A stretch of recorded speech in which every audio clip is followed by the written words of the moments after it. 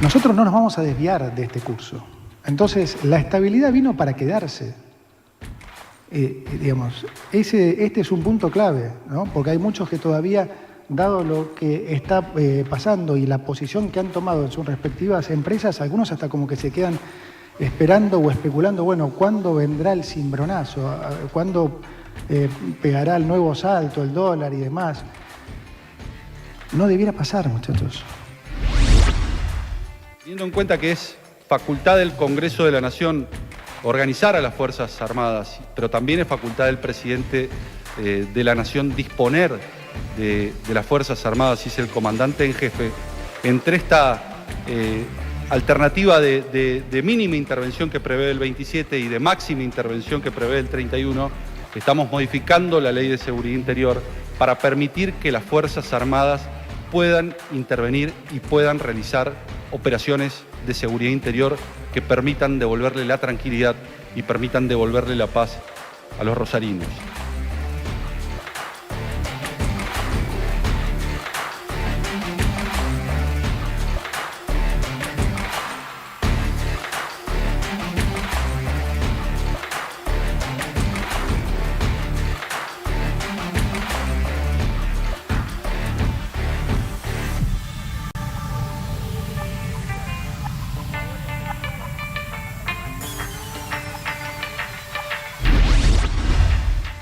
Por supuesto que esperamos que la justicia, en el caso que mencionaste, esperamos que la justicia avance y que se dé con el esclarecimiento y en tal caso con que los responsables efectivamente paguen por sus actos. Con respecto al 24, el operativo va a estar a cargo de la Ciudad de Buenos Aires. Entiendo que hubo un pedido de autorización que se les ha otorgado, así que esperamos que sea un día, por supuesto, de reflexión para todos, ¿no? Y por supuesto, además decirte, en absoluta paz y tranquilidad, ¿no? Bueno, sí, a ver, te repito, que sea un día en paz y de reflexión para todos. Ese es el mensaje. No hay mucho más para decir y en tal caso, si hay alguna otra cuestión, será dicho o publicada el propio 24 de marzo. Ahora está de moda cuestionar la gobernabilidad, ¿no? Cuando no pueden cuestionar un poco lo que está pasando en la economía, hay que buscar alguna otra cosa, entonces se puso de moda cuestionar la gobernabilidad. O sea, todos habrán visto el video del empresario comiendo pochoclos diciendo, y los rajamos en marzo o en abril, ¿no? Y la verdad, tenía buena información, ¿no? Porque él obviamente sabía que iban a hacer estas cosas, sabía que iban a hacer huelgas, piquetes, que no nos iban a votar la ley, que nos iban a tirar abajo el DNU. Ahora, ¿en qué repercutió eso? Nada, hoy ya estamos en marzo. ¿Alguien cree que el presidente está a 10 días de irse o a 30 días de irse? No, por el contrario, su popularidad subió. Su popularidad subió, hoy tiene 2 puntos más de popularidad que cuando asumió. Está en 58%. Hoy si hubiera elección ganaría cómodamente en primera vuelta.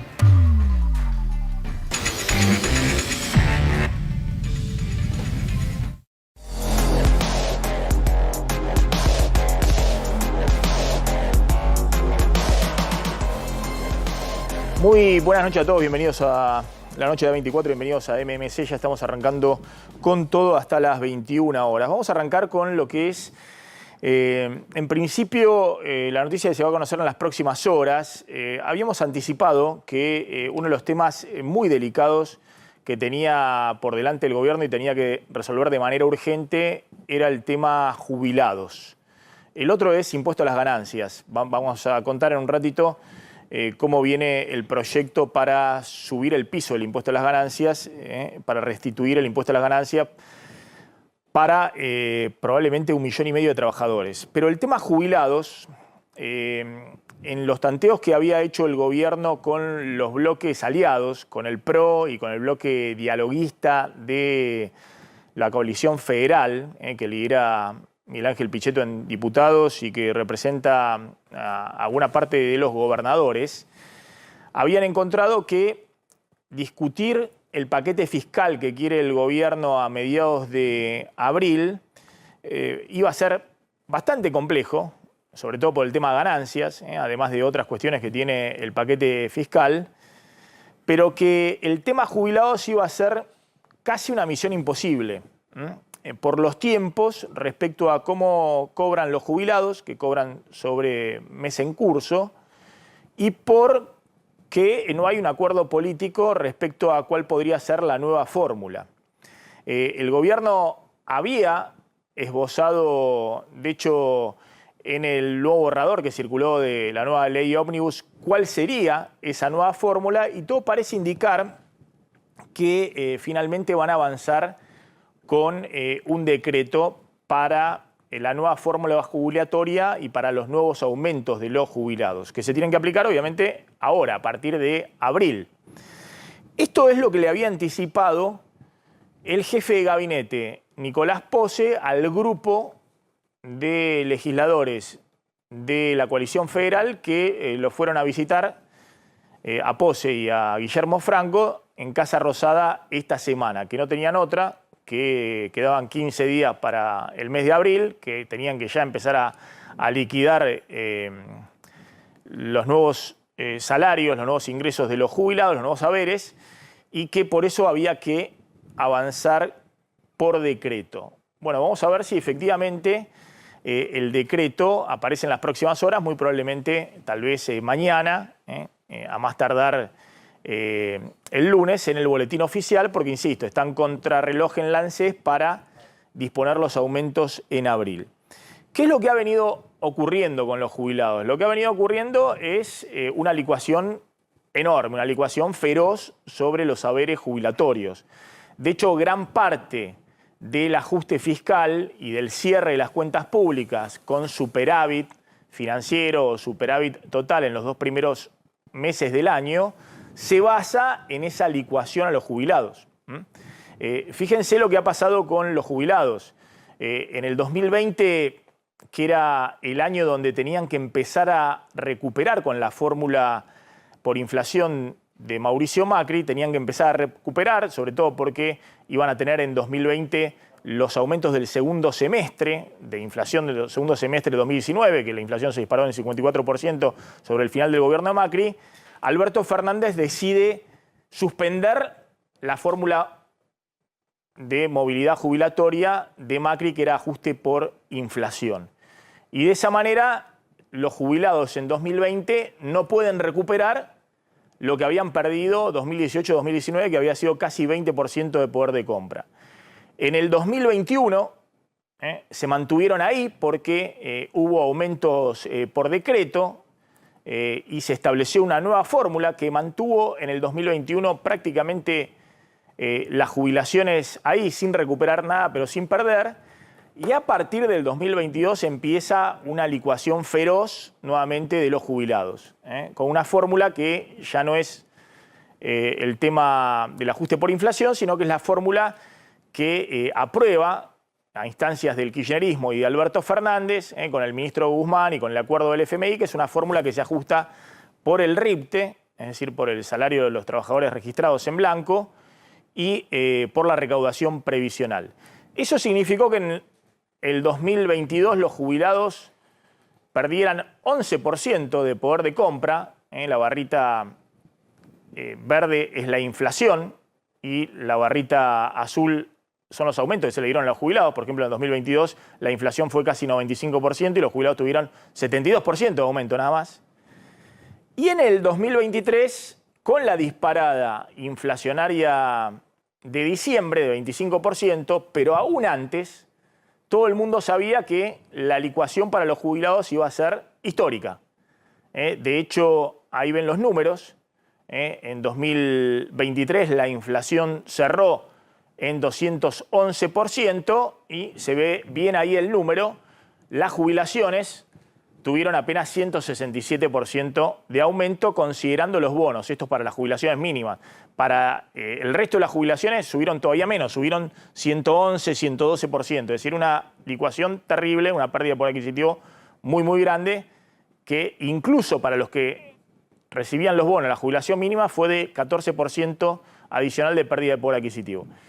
Y este año venían con una pérdida muy grande los jubilados entre enero y marzo. Recuerden que la inflación acumulada entre enero y marzo va a rondar el 60% y las jubilaciones solo tuvieron un aumento del 27% en marzo. Esto que estamos viendo acá, solo 27% en marzo a los jubilados y la inflación fue mucho mayor.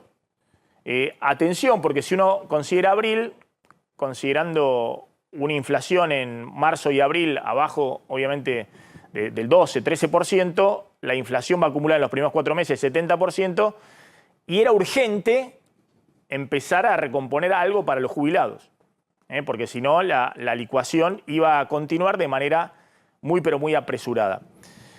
¿Qué es lo que establecería el decreto por el cual se daría la nueva fórmula jubilatoria? Bueno, más o menos lo mismo que decía el proyecto de nueva ley ómnibus, que a partir de abril las jubilaciones se ajustan con inflación T-2, es decir, con la inflación de 2 periodos previos, que es los datos que hay. Por ejemplo, en abril se le daría al jubilado la inflación de febrero, que fue 13,2%, pero adicionalmente se le daría algo para compensar lo que perdieron en enero, que no tuvieron ningún aumento y la inflación fue del 20%.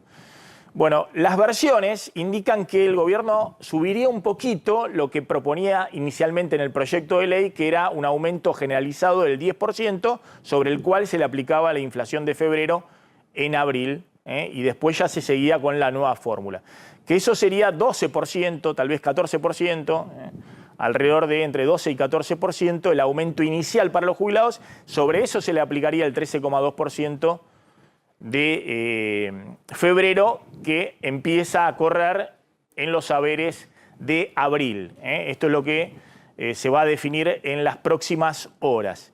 De esta manera, pasando en limpio, los jubilados tendrían un aumento a partir de abril, un aumento adicional que rondaría de manera acumulada 27%.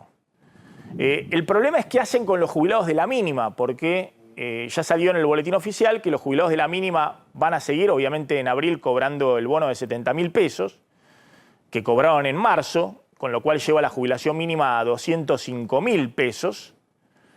Si se les sacaba el bono, obviamente la jubilación caía a 135.000 pesos, es decir, iba para atrás en términos nominales. Entonces, en abril se mantiene el bono de 70.000 pesos y el interrogante es cómo se aplican los aumentos del 12% y de la inflación de febrero. Si se aplica sobre la jubilación base de 135.000 pesos o si considera alguna fórmula adicional, porque si no los jubilados de la mínima, teniendo en cuenta que el bono queda constante, no hay ajuste sobre el bono, es el mismo 70.000 pesos que cobraban en marzo, sino el aumento para los jubilados de la mínima sería menor al aumento del resto de las jubilaciones, que, insisto, en promedio va a estar alrededor del 27%.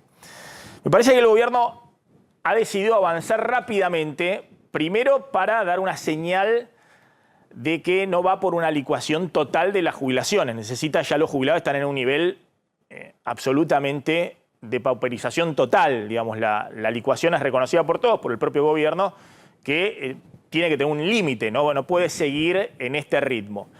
Pero también es cierto que el gobierno necesitaba rápidamente cambiar la fórmula jubilatoria anterior. ¿Por qué? Porque como hizo Alberto Fernández, que cambió la de Macri cuando la fórmula de Macri iba a beneficiar a los jubilados, bueno, de alguna manera el actual gobierno cambia la fórmula esperando que la inflación vaya convergiendo a la baja en los próximos meses y no tener que pagar en junio 40-45% a los jubilados, que sería lo que darían los aumentos salariales del primer trimestre del año. Acumulado podría llegar a eso. Entonces, de alguna manera, el gobierno se adelanta a eso, que es un problema muy grave. Por un lado, el bolsillo de los jubilados, que no llegan a fin de mes, que se han disparado los precios de los medicamentos, que tienen una situación muy, pero muy delicada. La jubilación mínima, insistimos, está en 205.000 pesos con el bono. Es un nivel históricamente de los más bajos en la jubilación mínima en términos de poder adquisitivo. Se adelanta, ya dándole el aumento en abril con esta nueva fórmula jubilatoria. Si no, había que esperar recién a junio, o a la discusión del Congreso, que obviamente se iba a estirar no solamente por la fórmula jubilatoria, que era un tema muy pero muy controvertido. Los bloques de la oposición dialoguista querían que se le reconociera la inflación total de enero también, el 20% de enero y después el de febrero y así sucesivamente. Y había otros que proponían directamente que se reconociera también la inflación y la pérdida de poder adquisitivo desde diciembre, que era muy grande, y si eso ocurría, en el gobierno decían se descalabraban las cuentas públicas. Este es uno de los temas que vamos a hablar en un ratito. El otro tema es impuesto a las ganancias. Ojo, porque el gobierno parece que quiere avanzar finalmente para apresurarse y de alguna manera anticiparse a un problema muy grave que es lo que está sucediendo con los jubilados. El otro tema no puede soslayar al Congreso. Es decir, los temas impositivos tienen que pasar por el Congreso, y la modificación del impuesto a las ganancias, la modificación sobre el monotributo que ha propuesto el gobierno tiene que pasar sí o sí en abril en el Congreso. En un ratito lo vamos a hablar con el doctor Guillermo Poch. Según tengo entendido, en el tema jubilatorio, bueno, así como Alberto Fernández suspendió en su momento la fórmula por decreto, la ley de Macri la suspendió por decreto, Alberto Fernández, y hasta que hubo una nueva ley de movilidad previsional, fue dando aumentos por decreto. Esto sería una fórmula, si se quiere, transitoria para atender la emergencia.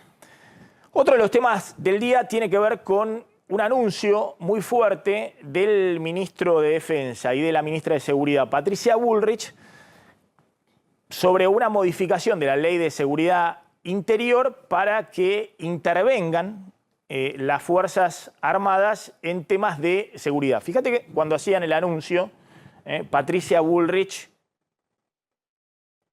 y Luis Petri. Este tema, ¿por qué es relevante? Porque, por un lado, Patricia Bullrich dijo que van a mandar un proyecto para hacer una ley parecida a la ley RICO de Estados Unidos, antimafia, que incluye meter en cana a los piqueteros, según se interpretó de lo que dijo la ministra de Seguridad. Pero Petri, un poco agarrándose de lo que pasa en Rosario y de la intervención en logística de las Fuerzas Armadas, planteó el proyecto para cambiar la Ley de Seguridad Interior que prohíbe a los militares intervenir en cuestiones domésticas, salvo que sea logística. Lo que va a buscar el gobierno es que puedan intervenir militarmente, con armas, con dispositivos inteligentes, con drones, etcétera, etcétera. Avanza directamente con este tema, porque me parece relevante, porque hay una serie de anuncios. El domingo es el 24 de marzo. Exactamente, el aniversario del golpe. El aniversario del golpe de Estado del 24 de marzo de 1976, en la última dictadura militar, la más sangrienta. Había un consenso en la sociedad argentina respecto al nunca más, respecto a la intervención de los militares, obviamente en la cuestión de gobierno. La base fundacional de la democracia con el doctor Raúl Alfonsín tenía que ver también con la Ley de Seguridad Interior, es decir, que no pudieran intervenir los militares en cuestiones de seguridad interna. Justamente como consecuencia de lo que pasó durante la dictadura, que intervinieron y fue una masacre. Exactamente. Y justo esto se anuncia ahora. ¿Vos encontrás alguna conexión con uno y otro tema? Sí, claramente hay una conexión. Obviamente la excusa está plantada por la situación de Rosario, por el despliegue de fuerzas federales, pero además por el despliegue de Fuerzas Armadas en la logística para todo el operativo de Rosario, antinarco. Y de hecho, Petri lo que planteaba hoy es que los militares pueden intervenir a partir del proyecto de modificación de la Ley de Seguridad Interior para combatir el terrorismo en el territorio argentino. No es la más adecuada, en todo caso, metáfora, la frase esa, porque en nombre de combatir el terrorismo se dio la represión ilegal durante el año 1976 a 1982, principio de 1983. Lo que sí está claro es que va a ver qué pasa en el Congreso y, por otro lado, ver de qué manera, mientras tanto, mientras se debata en el Congreso, cómo actúan las Fuerzas Armadas, en este caso en Rosario, con el tema de que no casualmente también al narcotráfico se lo llama narcoterrorismo, para involucrar a las Fuerzas Armadas en esta nueva lógica de una batalla cultural más que va a dar el gobierno en medio del ajuste económico. El otro tema vinculado, o no se vincula con Sí. esto, es lo que sucedió hoy en un episodio muy grave que Muy ocurrió con un integrante de la agrupación Hijos. Exactamente. Hoy la agrupación Hijos de Rosario, la filial Rosario de la agrupación Hijos, por si alguien no lo tiene claro, Hijos es el movimiento de derechos humanos que crearon los nietos de abuela de Plaza de Mayo, en búsqueda de sus hermanos apropiados, allá por los años 90. Bueno, la agrupación Hijos, que ya tiene su dinámica propia y de alguna manera fue la creadora de los escraches a los militares cuando fueron los indultos de Carlos Menem, a los jefes de la represión ilegal, lanzó hoy un comunicado advirtiendo sobre un episodio que pasó hace unos días en donde una militante de Hijos fue abusada sexualmente, atacada por dos individuos que le advirtieron que la iban a matar, ese es el comunicado, que no le querían robar nada, simplemente que era una advertencia y, según el comunicado, pintaron Viva la Libertad Carajo, ¿no? Las siglas B corta LLC. Esto está en manos de la justicia, hubo una denuncia policial, trabajó la policía científica, salió el vocero presidencial de manera atinada a comentar, A decir lo que hay que decir en estas situaciones. que Te voy a contar que después hay gente que no hizo Contalo directamente. no Adorni hizo lo salió a mismo. decir lo que hay que decir en estos casos, digamos, que tiene que investigar la justicia hasta las últimas consecuencias. Lo mismo hicieron algunos dirigentes de la oposición. Sí. El problema es que Adorni hizo lo que hay que hacer, otra gente no hizo lo que hay que hacer. El presidente reposteó, le dio like a este posteo de Lady Market, una mujer que se encarga de finanzas, se encarga de... Sí. Una influencer con nombre y apellido, lo fue a ver a Milei, hay fotos y todo eso, no es funcionaria, no pasa como otros casos, le dio like a esta sospecha de que es mentira lo de Hijos, ¿no? Increíble que usen a sus desaparecidos para operar contra el gobierno. Son más mierdas de lo que uno piensa. Algo parecido, aunque no fue reposteado ni likeado por el presidente, hizo Cerimedo, uno de las mentes brillantes del gobierno en materia de comunicación digital. También echándole barro a la denuncia de Hijos y sospechando que es una operación política. Me parece que no da. Me parece que no da. Por suerte, Adorni... Eso sí es grave. Me parece que en el caso de Cerimedo, que es el consultor digital Sí. del gobierno, que Sí.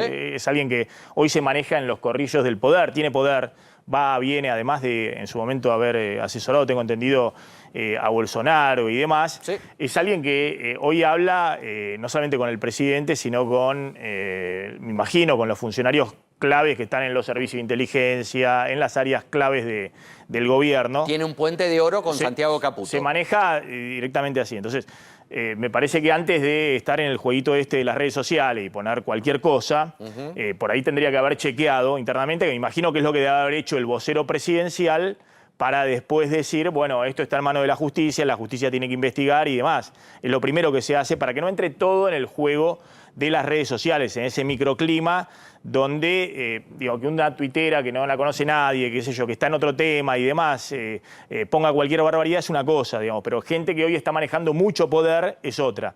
Y a mí me parece muy importante, respecto a este tema, algunos comunicados que hicieron algunos dirigentes que están hoy muy cercanos al gobierno, como el jefe del bloque del radicalismo, Rodrigo de Loredo, que salió a condenar el ataque y a pedir efectivamente el rápido esclarecimiento de este hecho.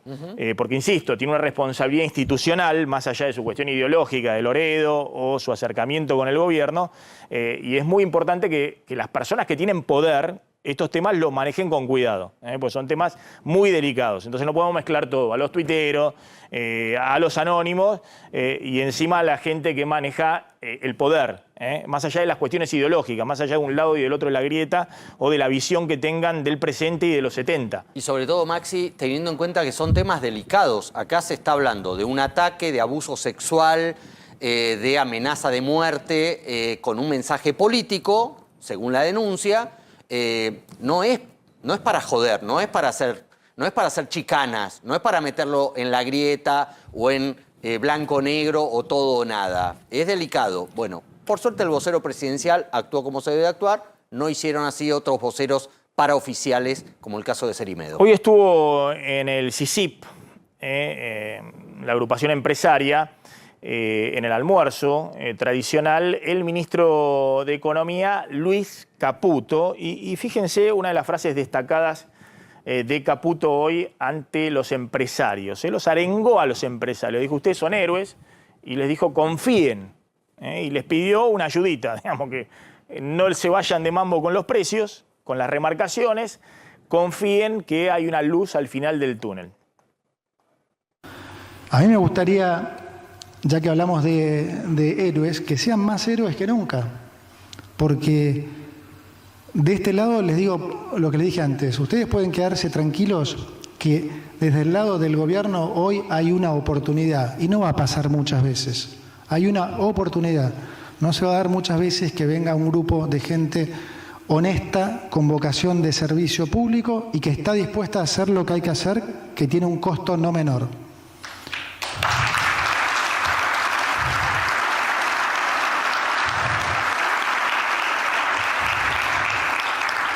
Por eso digo, no sé cuántas veces más se va a dar, pero es muy difícil. Entonces, aprovechémoslo en el sentido de el voto es importante, fue obviamente clave. Ahora, no necesariamente alcanza con el voto. Si no acompañamos después también con nuestras acciones, ¿sí? Esto es lo que yo llamo la batalla, lo que todos llamamos en nuestro gobierno la batalla cultural. Y la batalla cultural es clave, y no es una crítica hacia todos nosotros, es una observación lógica de nuestra realidad, de lo que nos pasó los últimos 100 años. Entonces, es lógico eso, pero es como que nosotros también todos tenemos que hacer un clic y entender que lo podemos sacar adelante mucho mejor y más rápido si todos además entendemos que somos parte de ese cambio. No nos quedemos sentados cruzados de brazos esperando que el gobierno resuelva todo. Todos queremos bajar impuestos. Para bajar impuestos el país tiene que crecer.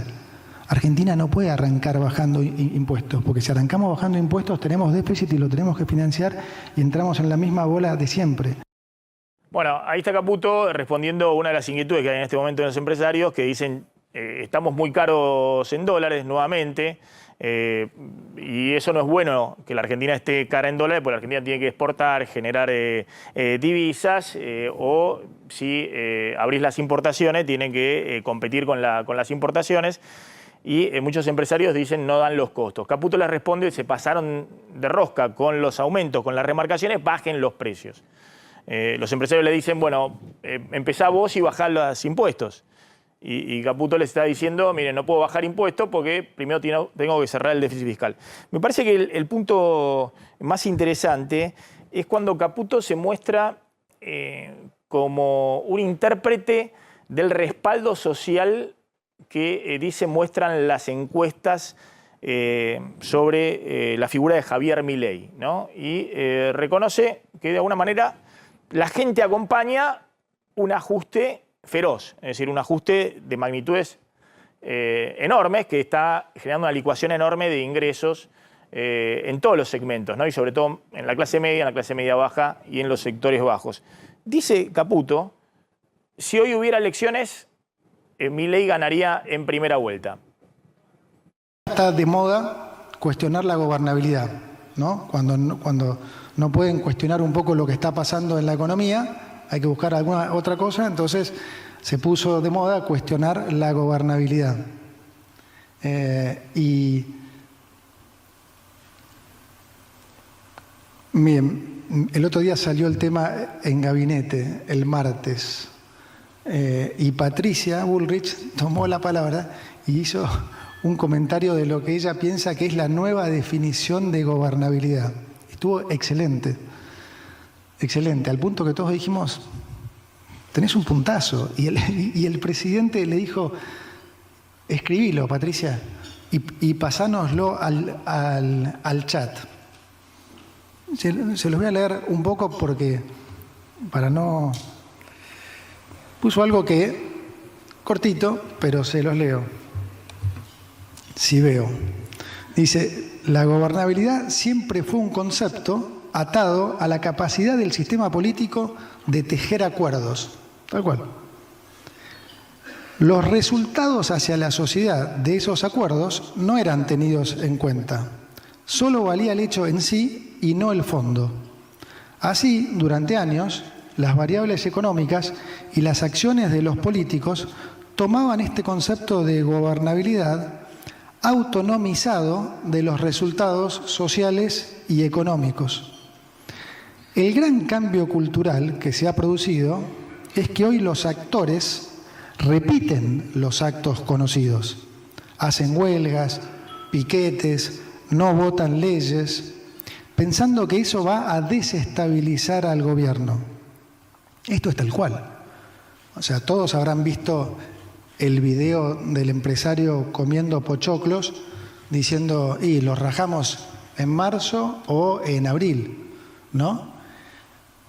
Y la verdad, tenía buena información, ¿no? Porque él obviamente sabía que iban a hacer estas cosas, sabía que iban a hacer huelgas, piquetes, que no nos iban a votar la ley, que nos iban a tirar abajo el DNU.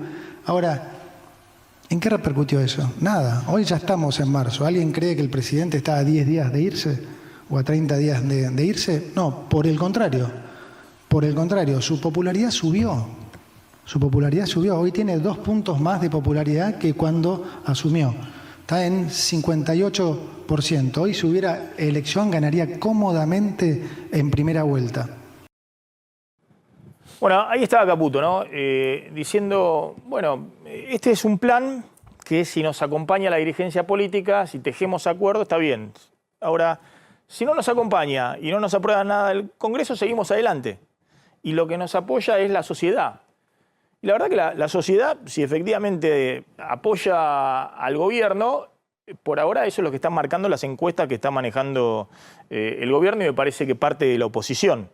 Por eso todos están un poco desconcertados. Bueno, vamos a ver, digamos, esta fórmula de voy adelante con un plan de ajuste total, picapiedra que no necesita la gestión política, porque no necesita coordinar nada en términos políticos, porque igualmente si no, licúo por el lado del gasto, las jubilaciones, corto a cero la obra pública, corto la transferencia a provincia y siempre voy a usar el ancla del déficit fiscal. Bueno, lo que va a generar es que la recesión va a ser mayor, los despidos van a ser mayores, es decir, el costo social va a ser mayor y ahí hay que ver si efectivamente el apoyo al gobierno se mantiene para que el gobierno mantenga a su vez el rumbo, que es lo que dice Caputo, que van a hacer de cualquier manera, más allá de lo que diga o haga la política, es decir, si la política acompaña bien, si la política no acompaña, vamos adelante y no va a haber cambio de rumbo. Permitime una breve intervención por esto que decía Caputo recién. La base política de este ideario que leyó Caputo frente a los empresarios, lo admitió él, se las dio Patricia Bullrich en la reunión de gabinete del martes. Es decir, es Patricia Bullrich, una ex contrincante, candidata presidencial, que no tiene ni siquiera todo el apoyo del PRO, está claro, la que le da estructura o volumen político para entender o para que ellos se autoconvenza de la gobernabilidad que pueden tener sin tejer ningún acuerdo. Me llama la atención que sea Bullrich. Caputo dijo ahí también a los empresarios que si las cosas salían bien en el 2025 podía empezar a bajar impuestos. Pero lo cierto es que en el corto plazo el gobierno está proponiendo subir impuestos. Y el principal es el impuesto a las ganancias. Quiere restituir el impuesto a las ganancias. Está el doctor Guillermo Poch. Gracias por venir, Guillermo. A ver, el proyecto que envió el Congreso, vamos viendo rápidamente las placas y quiero hablar con el doctor Poch. Efectivamente, esos son pisos de ganancia muy, muy bajos, ¿no? Soltero sin hijos, 1.100.000 pesos de bolsillo ya empezaría a pagar ganancias, y casado con 2 hijos, ya en 1,5 millones de bolsillo empezaría a pagar ganancias, ¿no? Totalmente, sí. Lo que se está buscando de alguna manera es aumentar la recaudación y aumentar la base del universo de contribuyentes de empleados en relación de dependencia. Hay análisis que hablan más o menos que va a pasar a ser 1.500.000 personas. Hay que tener presente que a septiembre 2023, cuando se sancione el proyecto que propone Massa en el Congreso, ahí lo que quedaron afuera fueron más o menos 720.000 personas. O sea, había 800.000 personas grabadas y quedaban únicamente 80.000. Hoy en día esa cantidad de gente pasaría a ser mucho más grande. Y después otro tema, Maxi, que hay que tener en cuenta es qué va a pasar desde el momento que se presenta hasta que se aprueba. Tal vez ese número siga ampliándose porque va a haber aumento de sueldos y los importes van a ser los que se están hablando ahora. Esto significaría que en estos rangos salariales, a ver si podemos ver rápidamente la próxima placa, habría recortes salariales de entre 80.000 y tal vez 200.000 pesos para estos rangos de trabajadores. Por ejemplo, alguien que tiene hoy un sueldo bruto de 2.340.000 pesos y hoy no está pagando impuesto a las ganancias, pagaría 240.000 pesos mensuales. Totalmente. Y ahí, Maxi, algo a tener en cuenta, se estaba intentando modificar la alícuota del 94, la famosa escala. Se está ampliando, hoy estamos aproximadamente en $6.000, a una alícuota del 35%, $6.000 de ganancia grabada a lo largo de todo el año. Se sube a $15.000, pero en el 1 a 1, en el 92, estábamos hablando de $120.000 recién en la alícuota del 35%.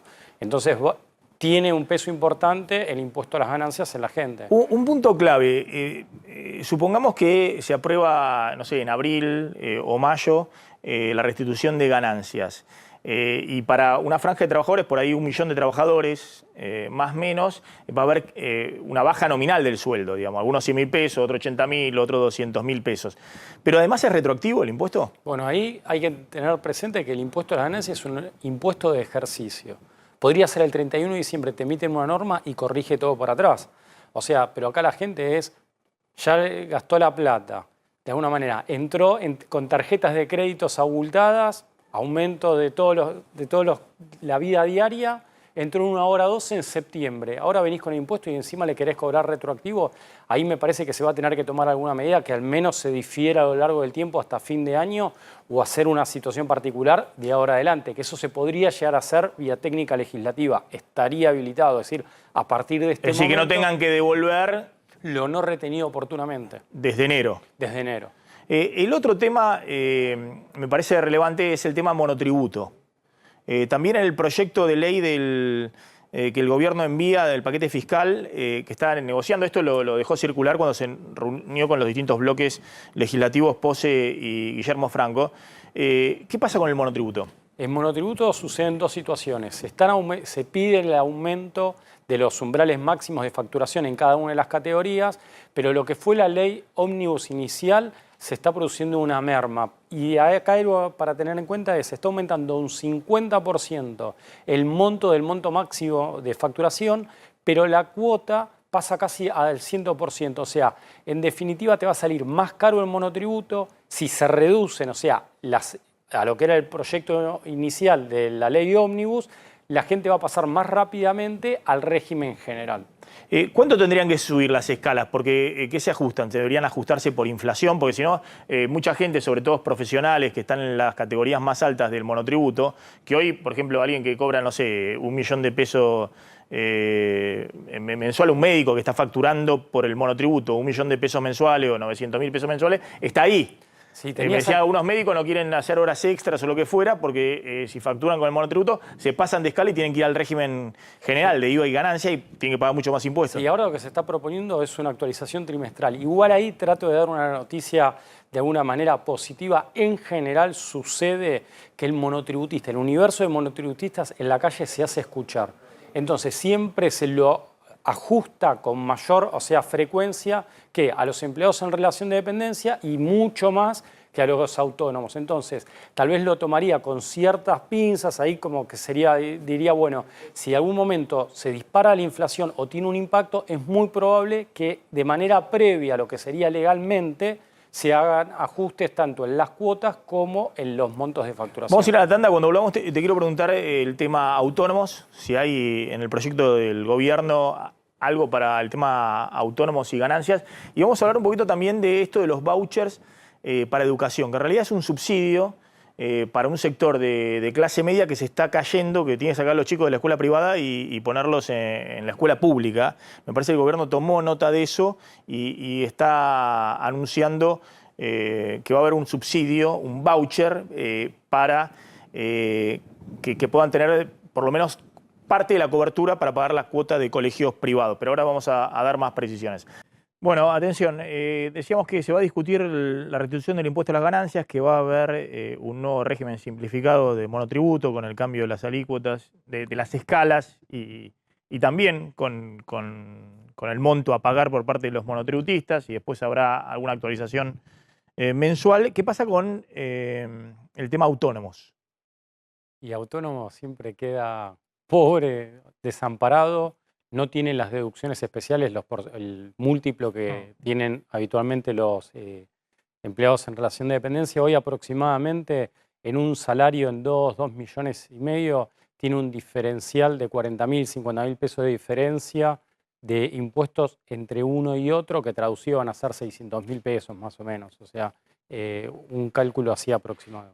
El otro tema es que hoy se confirmó que se va a pagar un voucher se calcula que 2 millones de chicos, porque hay una preocupación grande respecto a la baja de matrícula en escuelas privadas y el traspaso al sistema público. Nosotros contamos que el ministro de Educación de la provincia de Córdoba dijo que se habían caído 16.000 alumnos de las escuelas privadas y se habían ido a la escuela pública, ¿no? Y eso genera un problema de presión sobre el sistema público de educación, que no tiene infraestructura, y sobre todo un drama familiar para los padres, para los chicos.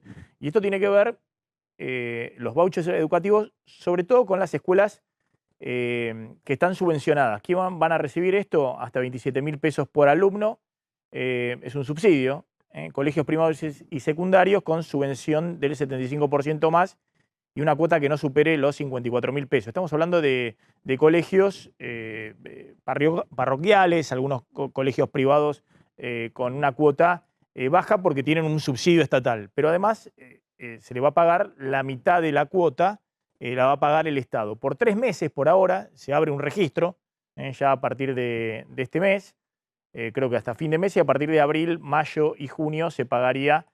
Y el otro cruce es que, fíjense, el ingreso familiar sea de hasta 1.400.000 pesos. Esta cosa ridícula del Estado argentino. Por un lado, le va a buscar el impuesto a las ganancias a una familia que tiene jefe de hogar más o menos en 1.500.000 pesos y que la otra persona, no, el cónyuge no es, por ejemplo, trabajo en la casa, que no tiene ingresos. Le va a buscar impuesto a la ganancia y por otro lado le da un voucher de 27.000 pesos para que puedan pagar y no se caigan de la escuela, ¿no? Pero bueno, esto es un subsidio directamente. Sí, a priori sería un subsidio y de alguna manera es un paliativo, como vos decís, como fue la devolución del impuesto a valor agregado. ¿Los que pagan impuesto a las ganancias tienen deducción tienen algunas por educación? deducciones, muchas que están quedando afuera dentro de lo que es el proyecto. O sea, hay muchas hay deducciones que también se van a eliminar. que se estarían eliminando. Lo que están buscando es mayor recaudación, Maxi. Doctor Bosch, gracias, muy, muy amable. Bueno, el otro dato es lo que va a suceder mañana en el PJ. Exactamente. Primera cumbre del peronismo post derrota electoral frente a Javier Milei, mañana en Ferro, con una particularidad. Sin presidente, no sin presidente de la Nación, sin presidente del partido. Alberto Fernández pidió licencia, lo invitaron a que se licenciara y se va a licenciar, por lo cual no va a estar. Cristina Fernández de Kirchner, la dueña del partido o la ex dueña, tampoco va a estar. Sí va a estar Axel Kicillof y sí va a estar Gildo Infran, el gobernador de Formosa, que es el que preside el Congreso del PJ. Lo interesante que van a hacer y ahí podemos pasar a la segunda tanda de fotos, es que van a armar una comisión de acción política para convencer a peronistas alejados que vuelvan al redil. Mirá quiénes están puestos ahí. Pichetto, Urtubey, Graciela Camaño, Juan Schiaretti y Martín Yarlora. Quieren otra vez a todos y a todas bajo el paraguas del peronismo. Pichetto, candidato a vicepresidente en 2019. No importa, tabula rasa también para Pichetto y para todos los que están ahí que combatieron fuertemente al kirchnerismo. Vamos a ver si lo logran. La famosa Comisión de Acción Política, algo que inventó el peronismo hace muchos años, no sé si ahora va a tener los mismos efectos que en su momento, pero lo que se proponen es un gran panperonismo que obviamente incluya al kirchnerismo, que incluya a la cámpora, pero sobre todo a dirigentes que en su momento combatieron fuertemente al kirchnerismo. La recesión es tan fuerte la recesión y la caída del consumo, no solamente la venta de bienes durables o materiales de la construcción, sino también de la canasta básica. Es tan fuerte, hay una caída del consumo de alimentos en supermercados del 8%. Que los primeros indicadores de la última semana de marzo de la consultora Ecogo de Marina Alpoyeto están dando una baja muy sensible de la inflación de alimentos. Fíjense, ahí está el gráfico. Les da la última semana, que es la tercera semana, de marzo, 0,7%. Por primera vez le da alimentos muy, pero muy abajo, 0,7% la inflación de alimentos. Y está acumulando, lo dice el informe, promedio de 11% en alimentos, pero punta a punta, 9% últimas 4 semanas. Con lo cual, ojo que el gobierno tal vez pueda llegar a mostrar en marzo inflación de alimentos. No digo el resto porque también están impactando algunos servicios, está impactando el tema de la electricidad que sigue en marzo. El tema del gas no, porque es profeso el gobierno lo postergó justamente para mostrar un buen dato de inflación en marzo. Pero ahí también está el tema de colegios privados, todo el impacto estacional de marzo. Pero en alimentos el gobierno quiere mostrar tal vez una inflación de un dígito en marzo. Insisto, el acumulado de Ecogo de Marina Alpoyeto, que es una medición básicamente en Capital y Gran Buenos Aires, área metropolitana, le está dando un acumulado en lo que va del mes 3 semanas, 7,7%. Es decir, que si sigue esta dinámica y en la última semana la inflación viene en alimentos en este ritmo, con descuentos muy fuertes, sobre todo en grandes superficies, por ahí cierre en un dígito, por debajo. Esta es la contracara de una economía que está hundida. Es decir, hay una recesión de magnitud 2002, crisis de salida de convertibilidad. No se vende nada, dicho de otra manera, y obviamente aparecen las ofertas porque hay empresas que necesitan liquidar stocks. Un último dato respecto a el hijo. ¿Qué pasó con el hijo silencio por la propuesta del presidente Milei del hijo en la Corte Suprema? Sí, silencio. ¿Silencio de quién? Casualmente de quienes tienen que aprobar o desaprobar su pliego en el Senado. El peronismo y el radicalismo. Muy curioso silencio, mientras que un sector del PRO, un sector de toda la coalición cívica fue muy dura. El radicalismo y el peronismo, mutis. Hay sospechas de que podría llegar a tener los votos en el Senado. ¿Qué dice la UCR sobre jubilaciones?